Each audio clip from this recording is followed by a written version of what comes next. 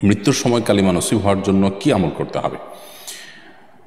একজন ইমানদারের সবচেয়ে বড় চাওয়া, সবচেয়ে বড় পাওয়ার বিষয় হলো যে তার জীবন যখন তিনি অবসান হবে তখন তার ঈমান সাথে থাকবে, ঈমান সাথে নিয়ে তিনি যেতে পারবেন। দুনিয়া থেকে যাওয়ার সময় যদি আমরা ঈমানদার হয়ে যেতে পারি, মান কানা আখিরু কালামিহি লা ইলাহা ইল্লাল্লাহ দাখালাল জান্নাহ, যে ব্যক্তির জীবনের শেষ কথা হবে লা ইলাহা ইল্লাল্লাহ, অর্থাৎ ঈমানের উপরে অটল অবিচল অবস্থায় যে ব্যক্তির মৃত্যু হবে সে ব্যক্তি জান্নাতে প্রবেশ করবে। অতএব মৃত্যুর সময় যেন আমাদের কালিমা নসিব হয়, মৃত্যুর সময় যেন আমাদের ঈমান থাকে। বিশেষ করে মৃত্যুর সময় শয়তানের সাথে ঈমানদারদের লড়াই হয়ে থাকে।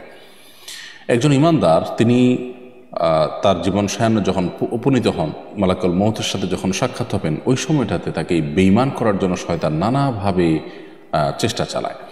শয়তানের সেই চেষ্টায় অনেকে পরাস্ত হন, আবার অনেকে ঈমানের উপরে অটল থাকেন। এই জন্য মৃত্যুর আগ মুহূর্ত পর্যন্ত একেবারে পুরো জীবনেই ঈমানের চর্চা করার পাশাপাশি মৃত্যুর মুহূর্তেও যেন ঈমানের উপর আমরা অটল থাকি, তার জন্য আমাদের বিশেষ যত্নশীল হওয়া প্রয়োজন। সেই জন্য ভাই নূর মোহাম্মদ, আপনার প্রশ্নটি খুবই গুরুত্বপূর্ণ। এই প্রশ্ন উত্তর আমরা বলতে চাই যে আল্লাহ সুবহানাহু ওয়া তাআলা বলেছেন, ইন্নাল্লাযীনা ক্বালু রাব্বুনাল্লাহ সুম্মা ইসতাকামু, যে মানুষগুলো আল্লাহকে রব হিসাবে স্বীকৃতি দিয়েছেন এবং এটার উপরে সরল সঠিক পথে থেকেছেন, ডানে বামে কোনো রিস্কের পথে যান নাই, সবসময় সতর্কতামূলক পন্থা অবলম্বন করে হাইওয়ে দিয়ে চলেছেন, গলিপথ গিরিপথ বিশেষ করে যেগুলো বিভ্রান্তির বেড়াজাল তৈরি করতে পারে সেরকম কোনো পথে যাননি, অর্থাৎ নিজের ঈমানকে সেভ করার জন্য নানাভাবে চেষ্টা অব্যাহত রেখেছেন, তাতানাজ্জালু আলাইহিমুল মালাইকা, এই লোকগুলোর মৃত্যুর সময় আল্লাহর ফেরেশতারা এসে তাদেরকে সুসংবাদ দিয়ে জান্নাতে নিয়ে যান।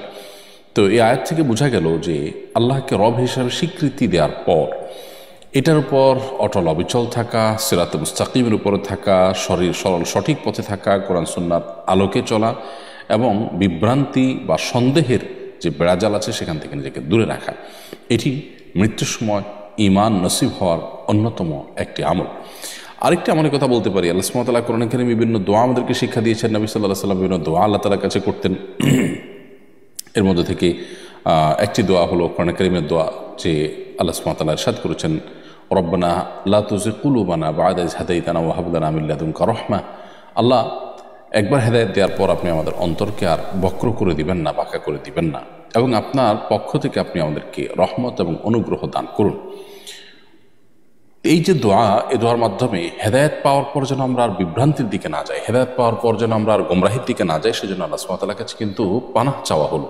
অথবা এই দোয়া আপনি যত বেশি বেশি পড়বেন, আশা করা যায় আল্লাহ রাব্বুল আলামিনের কাছে আপনি ঈমানকে অটল অবিচল রেখে দুনিয়া ত্যাগ করতে পারবেন এবং আল্লাহর সাথে সাক্ষাৎ করতে পারবেন।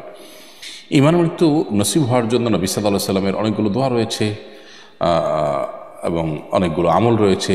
কমন যে দোয়াগুলো আছে নবী সাল্লাল্লাহু আলাইহি ওয়াসাল্লাম প্রতিনিয়ত পড়তেন, সেগুলো আমরা পড়তে পারি। আর বিশেষ করে মেসওয়াকের আমলটির ফজিলত বর্ণনা করতে গিয়ে অনেক উলামা ইকরাম, অনেক বিশেষজ্ঞগণ বলেছেন যে ঈমানের মৃত্যু এর মাধ্যমে নসিব হয়। নবী আলাইহিস সালামের জীবনের শেষ আমল ছিল মেসওয়াক করা। জীবন সায়ান্নে যখন তিনি দুনিয়া ত্যাগ করছিলেন, ওই সময়টাতে তার অন্য এত কাজ থাকতে মেসওয়াক করার কি প্রয়োজন হলো যে তিনি মেসওয়াক করতে করতেই কিন্তু দুনিয়া থেকে চলে গেলেন।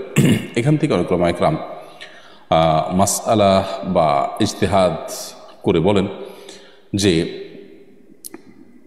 মিসওয়াকের ব্যবহার এটি মানুষের ঈমানের মৃত্যুকে ত্বরান্বিত করে এবং ঈমানের মৃত্যুকে সহজ করে।